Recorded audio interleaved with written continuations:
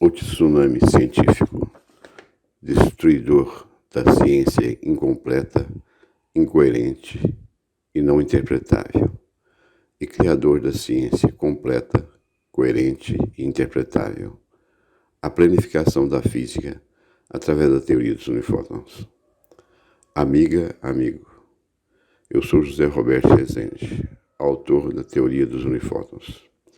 Hoje trataremos, espero que você goste, de uma nova visão da natureza dos fótons. Os fótons, de acordo com a ciência atual, e quando observados como partículas, apresentam as seguintes propriedades. São pacotes de energia, apresentam quantidade de movimento, exercem forças, podem surgir e desaparecer, sofrem efeito gravitacional. Os fótons, de acordo com a ciência atual, e quando observado como ondas, apresentam as seguintes propriedades. Movem na velocidade máxima, a da luz, apresentam velocidade absoluta, isto é, que independe de referencial, não apresentam massa, não são localizáveis. Vamos redefinir os fótons como sendo as ENBAs, estruturas materiais básicas, resultantes das emissões de unifótons de outras ENBAs, como de átomos, por exemplo. As ENBAs, inclusive os átomos, interagem trocando pacotes de energia entre as mesmas, ou seja, fótons de energia HF, conforme já tratamos anteriormente. A energia foi vista como propriedade da matéria, e daí servir atualmente como medição desta. Assim, os pacotes de energia emitidos por átomos, os fótons, são também pacotes de matéria. Logo apresentam quantidade de movimento, que é função de suas energias.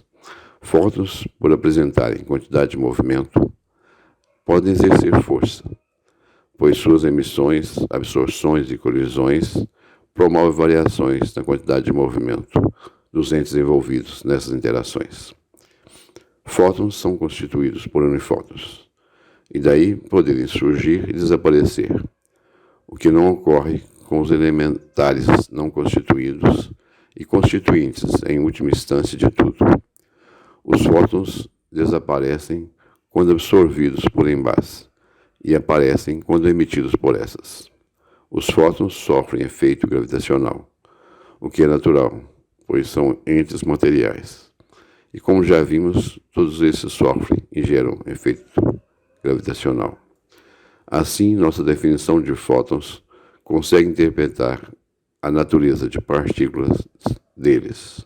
Fótons reais, como redefinidos acima, não podem apresentar a velocidade máxima, pois são entes constituídos, e só podem apresentar sempre a velocidade máxima os entes não constituídos, pois a velocidade dos constituídos é a velocidade média vetorial dos entes seus constituintes. Não pode apresentar velocidade absoluta, pois para as estruturas materiais só faz sentido as velocidades relativas, ou seja, as mudanças de posições de umas em relação às outras, pois não podemos observar o espaço absoluto que não interage. Os fótons reais não apresentam massa nula, pois toda estrutura material apresenta inércia. Logo, nossa definição de fótons, ENBAs, resultante de emissões de unifótons de outras ENBAs, não consegue interpretar a natureza de ondas deles. Então temos que complementar nossa definição. Os fótons reais são como se fossem ondas, pois são ENBAs que existem no interior de camadas de unifótons menores que os seus, e nelas movem. E ao fazerem isso, geram ondas nelas, ondas de impenetrabilidade, conforme já explicamos em postagem anterior. Ondas geradas por fótons podem mover até camadas envolventes de outras ENBAs, com suas frequências médias, que são, como veremos, por efeito dessas ondas, podem emitir ou absorver fótons de mesma energia, que as suas. Uma onda gerada por um fóton, quando move entre estruturas materiais, pode as aproximar ou afastar. E esta é a condição para as interações energéticas entre as embás, que quando se aproximam sofrem junções, emitem quantos de energia, e quando se afastam sofrem separações, absorvem quantos de energia, conforme já tratamos em outra parte. Ou seja, ondas produzidas por fótons podem gerar ou fazer desaparecer a outros fótons. Ondas geradas por fótons são como fótons, pois podem gerar fótons. São fótons virtuais. Essas ondas podem ser confundidas com fótons. Tais ondas são as mais rápidas, pois movem nos entes mais rápidos, nos unifótons.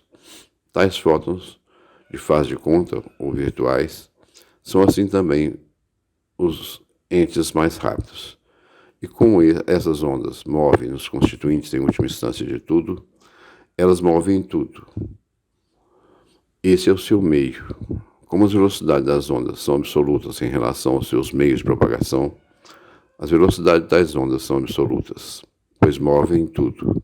Assim as ondas, que são vistas como fótons, de faz de conta, apresentam velocidade absoluta e não apresentam massa, pois ondas são assim. E não são localizáveis, pois ondas são assim, não localizáveis. Logo, os fótons observáveis como ondas são apenas heurísticos, mas permitem a interpretação dos fótons como ondas. Agora temos que os fótons observáveis como partículas reais e os observáveis como ondas são heurísticos. Um atalho para explicar o que se observa. São como se fossem ondas. Temos agora dois tipos de fótons, os reais e os heurísticos. Como a matéria interage através de fótons, sua natureza é a dos fótons. Assim, podemos interpretar o postulado de Louis de Broglie. Toda matéria apresenta características tanto ondulatórias como corpusculares, comportando-se de um ou de outro modo, dependendo do experimento específico. Agora temos uma distinção entre fótons reais e heurísticos. Os fótons reais podem apresentar carga elétrica de qualquer velocidade, pois essas são propriedades de partículas, de estruturas materiais. Os fótons virtuais não podem apresentar carga elétrica, pois esses são vistos como ondas, e ondas não apresentam carga elétrica. Antes da distinção entre fótons como reais e heurísticos, a carga elétrica não podia ser propriedade dos fótons, pois de uma maneira geral, como reais e virtuais, não são propriedades deles.